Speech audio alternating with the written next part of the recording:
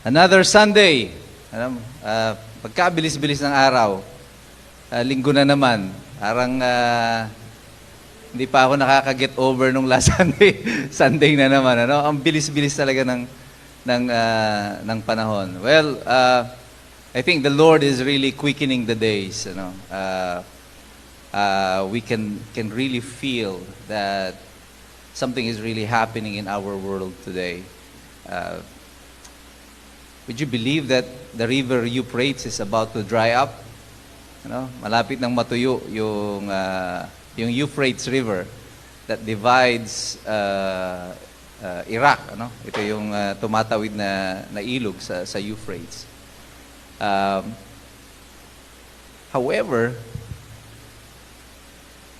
in the book of Revelation, the drying up of the river Euphrates is one of the signs, doon sa ika-6 na anghel na binabanggit doon sa book of Revelation. On the 7 angels, the 6th angel will dry up, matutuyo ang Euphrates. And this will cause the release of the angels, yung the fallen angels who are trapped in the river Euphrates. And because of this, the armies from the east, ang sabi dun sa Bible, will march and conquer the kingdom. Maglulunsad ng giyera na papunta dito sa Israel by crossing the river Euphrates.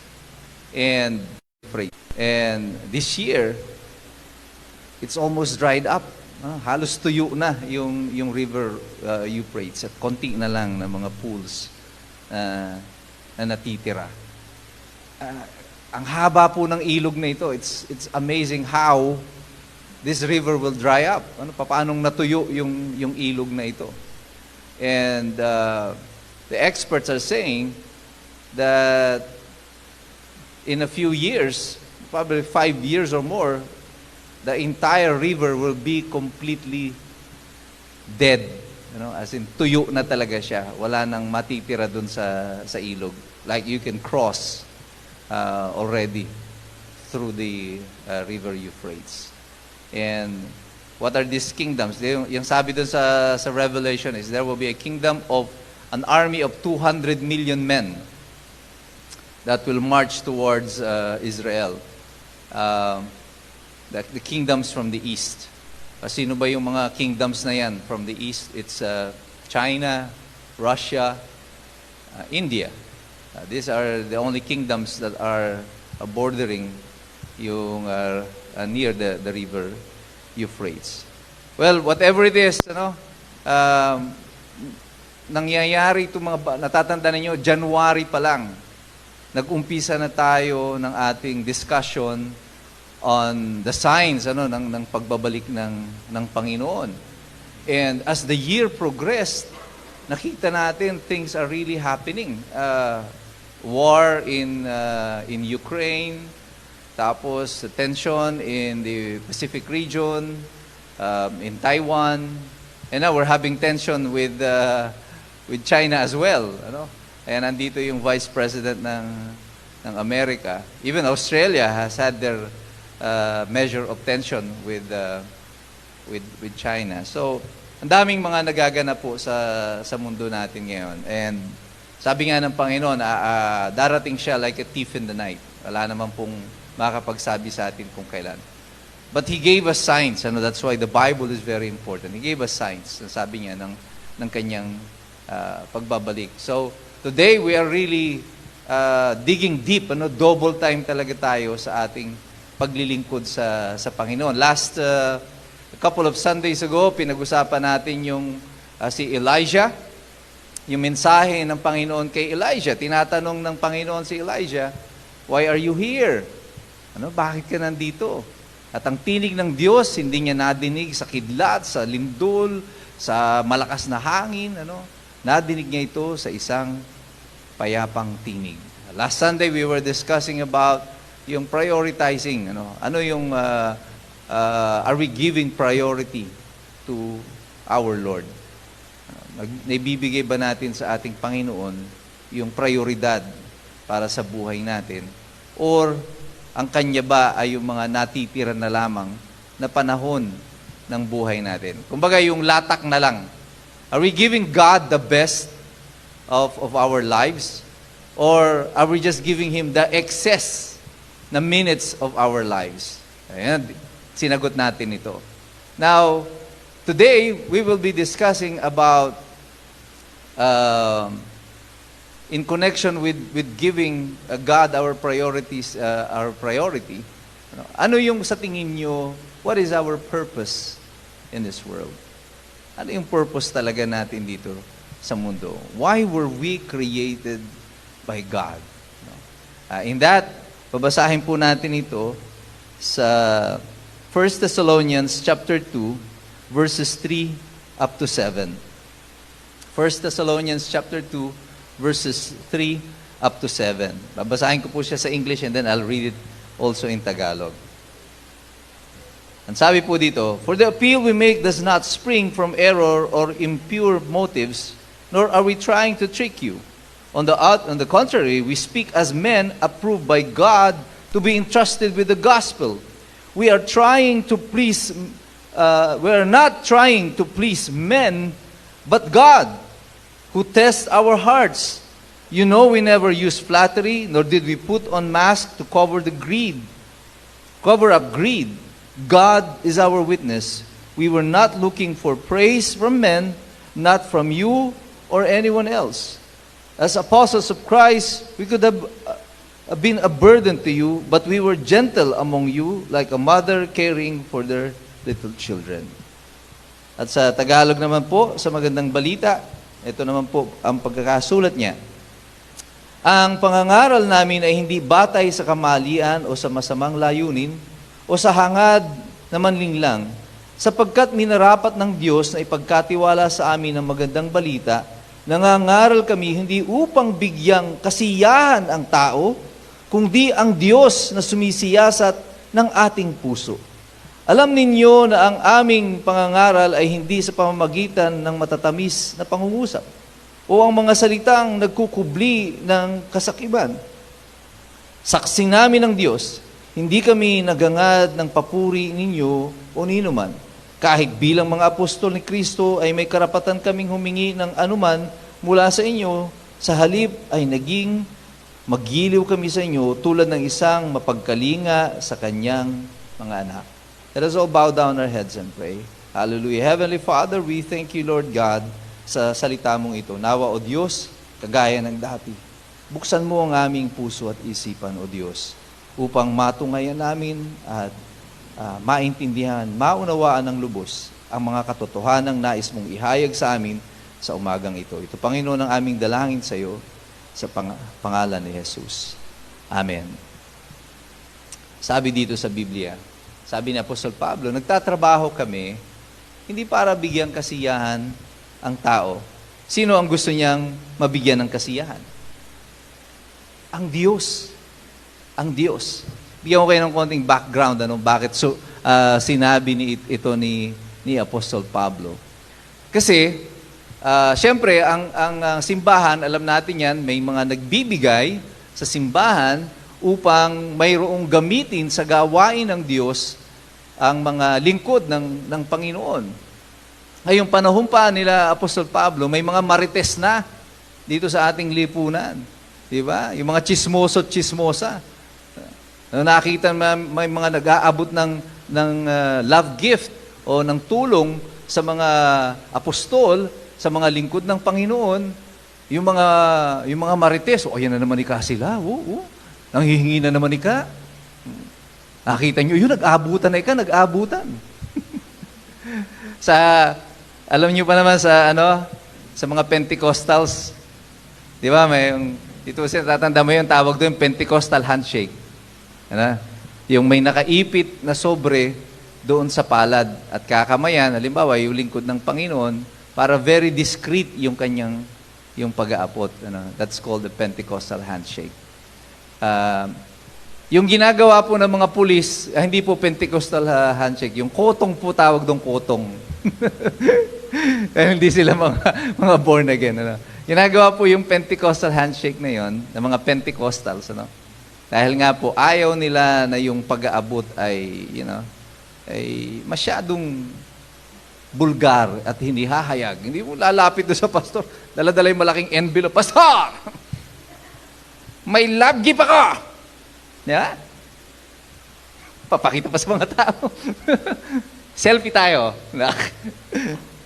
So, it has to be very discreet. However, may mga, chismosa at sinisiraan ng mga lingkod ng Panginoon. Kaya ito sabi ng Apostol Pablo, nagpapaliwanag si Apostol Pablo, na ang tanging dahilan ng aming pangangaral at pagdadala ng salita ng Diyos ay hindi para purihin nyo kami. Hindi para bigyan nyo kami ng pera. Ginagawa namin ito in order to please God. Para mapurihan ang Panginoon. Para matuwa ang Diyos sa amin. So our purpose in life, the reason for our creation, really, is so that we can glorify God. So that we can magnify the name of the Lord. So that we can praise Him, we can worship Him with everything that we do. Lahat ng ginagawa natin. Alam niyo kahapon, andito ako sa church, I left siguro mga 7:45 na after nung practice. Hindi na nga ako nakaabot nung practice. Kasi ito si Melchor, pinabalik pa ako sa bahay, pinakuha pa ako ng gitara. Pagdating ko, tapos na yung practice. Ano kaya yun? Namili ako ng mga panlinis. Ng ating CR. Yung mga babae, kung nag-CR kayo ngayon, parang nakita yun, di ba kayo nagulat? May ilaw na at malinis yung CR natin ngayon. Pati dun sa lalaki na naglinis ako. Ako lang mag-isa. Nilinis ko yung CR na yun. Dahil nakita ko talaga na napabayaan siya. Actually, kinausap ko yung ating mga tagabantay dito sa church regarding that. But I cleaned it myself. Akong mag-isa ang naglinis ng kubeta. And it doesn't matter to me kung maglilinis ako ng CR, magwawalis ako sa paligid. Noong pa man, nakikita niyo ako dito, nung tinatayo yung church natin, naglalagari ako, nagmamaso, diba? Pintur, electrician, lahat na ginawa ko dito sa church na ito. What was I waiting for? Anong hinihintay ko? Papuri? Parangal? Wala naman ako nakuhang ganon. Because we don't need that. Hindi naman natin kailangan yun. Did I get money out of it? Nakakuha ba ako ng pera out of it?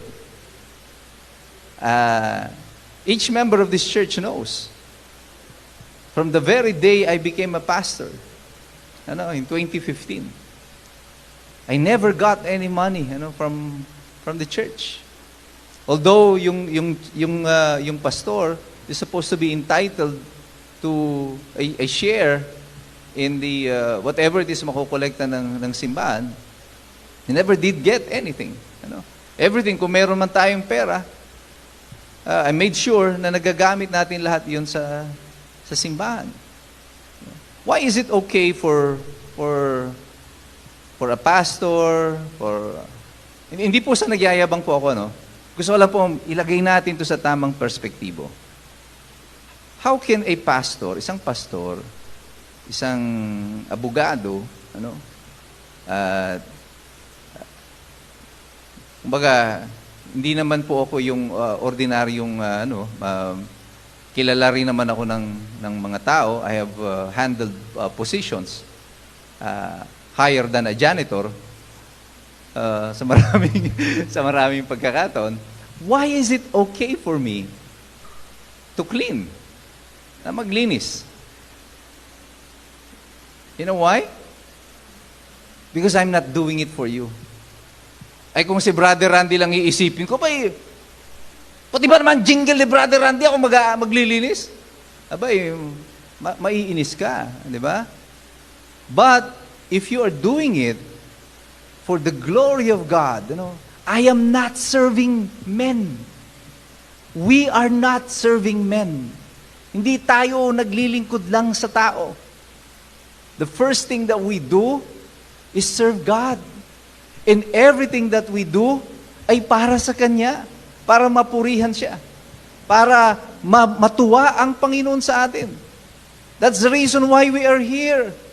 And when the Lord was asking Elijah, why are you here? Elijah, why are you helping the deaf? Elijah, why are you going to the beer house? Bakit ka nagpupunta sa mga bar? Bakit mo tinutulungan yung mga babae? Why are you doing that? So what? So we can be famous? We can be popular? Did we become famous? Did we become popular? Did we get rich? No. We got nothing from this world out of it. Nung inumpisahan natin yung Kindness Station, dito sa Limay, and also in Mariveles, what did we get? Anong nakuha natin? Anong napala natin doon? Sa mundo, wala. We didn't get anything from the world out of it. But I'm telling you, God is so pleased with us. Tuwang-tuwa ang Diyos sa ginagawa natin. Tuwang-tuwa ang Diyos that we are reaching to the unreachable. Tuwang-tuwa ang Diyos that we are inviting the uninvited.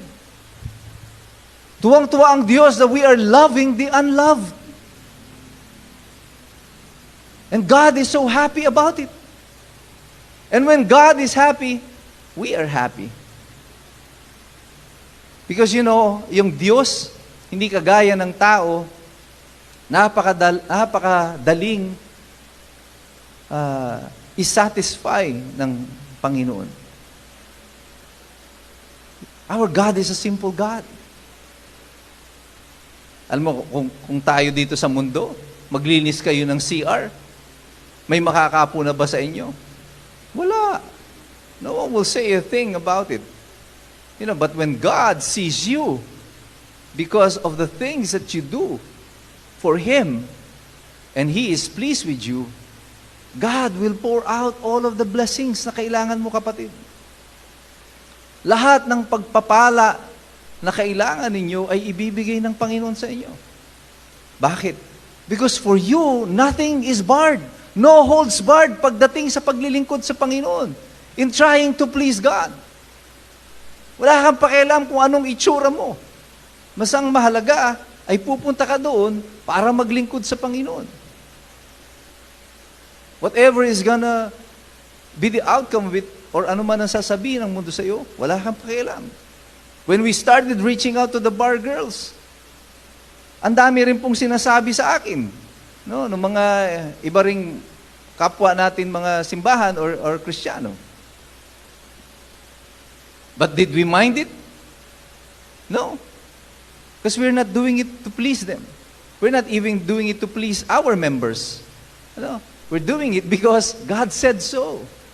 Sabi ng Diyos eh. So we have to do it.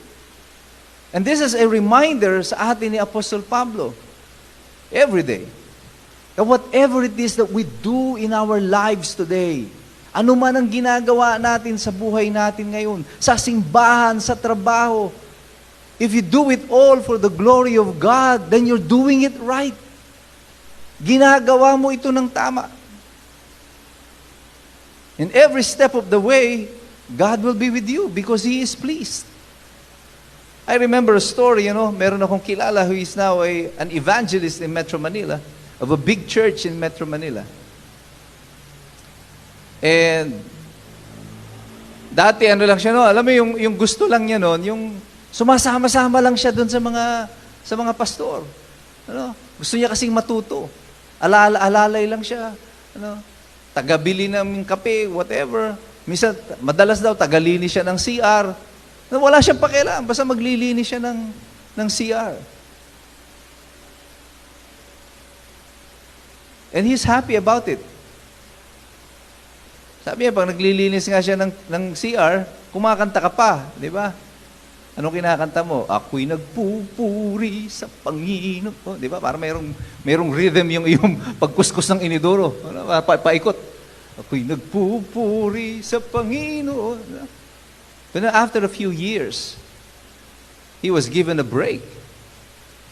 Isa doon sa mga invited na pastors didn't come. Hindi nakarating. Ngayon, siya nandoon. Tinawag siya. Si Balot. Ano? Tawag sa kanya si Balot. Actually, apelyido niya yun, Balot. Tinawag siya. Ready ka na ba? Sabi niya, abay, upo. Ready na po ako. Sabi niya, sige. Ikaw ang magpipreach. And the rest was history. All he needed was that break. Ano? Pinag-preach siya doon. Biro mo yun? Mula sa tagalinis ng inidoro, pinasampa sa pulpito.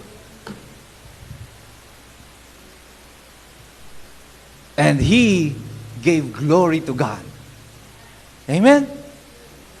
Inidoro sa pulpito. It made no difference to God. Sa tao, importante yun. Kailangan, ikaw ay janitor. Ano? Ay dapat, ma-promote ka muna sa pagiging mayordomo. Ano? Para mayroon ka mga in-charge ka sa mga ano. Pagkatapos yan, ma-elevate ka into a supervisor. Marami kang pagdadaanan. Pero sa Diyos, it doesn't matter. When God is pleased with you, He will promote you from no one to someone. From nobody to somebody. I-elevate ka ng Panginoon. Because you know nasaan ang prioridad mo sa buhay. Ang prioridad mo is giving glory to God. And we can give glory to God kung ikaw ay naglilinis ng inidoro, ikaw ay nagtatrabaho, ikaw ay nagkakarpentero, ikaw ay nagiging isang mabuting ama, nagiging mabuting asawa, nagiging mabuting estudyante. Because when you do everything so that God's name may be magnified, na maitataas ang pangalan ng Diyos, then you're giving glory to Him. The problem with our world today is that we are giving so much premium on recognition sa atin. Ano?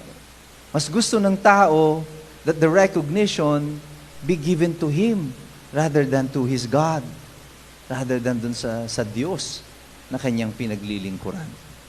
Nung Wednesday, I was explaining to our sa leadership training natin dito sa church, this example of two Christians, famous Christians sa United States. One athlete si Steph Curry of the Golden State Warriors. I think he holds the record sa 3-point shooting ngayon, Siya ng all-time leading scorer in 3 points. And he is a Christian. He is an athlete that is well known to be a Christian. Bakit well known? Kasi every time magsasalita siya, pag siya ini-interview, sasabihin niya, I am blessed. I am blessed by God with His talent, with a good family. I am blessed by God with playing with one of the best teams in the world. Pag siya'y, sa sapatos niya, may nakasulat pa dyan, lagi, sinusulatan niya yon. I can do all things. I can do all things through Christ who strengthens me. He cites Bible verses about blessings. Every game. And people are automatically drawn to him. Because we think that when you speak about God, we are talking about material blessings. Look at Steph Curry. Mayaman niya, Kristiyano siya, athlete, sikat, ganda ng pamilya, daming kotse. He is blessed. So we associate the word blessed with rich. There's another athlete by the name of Tim Tebow. And if you don't know him, he is a football player sa United States. Si Tim Tebow is also a Christian. Kristiyano rin siya. Siya po yung pagkatapos ng game, win or lose, he's gonna kneel there on center court Sa gitna ng field, luluhod siya at siya ay magdadasal. He's gonna do the Tim Tebow pose, yung nakaluhod ng isang, ayan, ganun siya. And pareho silang Kristiyano ni Steph Curry. However, si Tim Tebow, maraming galit sa kanya. You know what is their difference? Si Steph Curry at si Tim Tebow. Actually, si Tim Tebow, nakapagtayo pa ng ospital yan dito sa Pilipinas.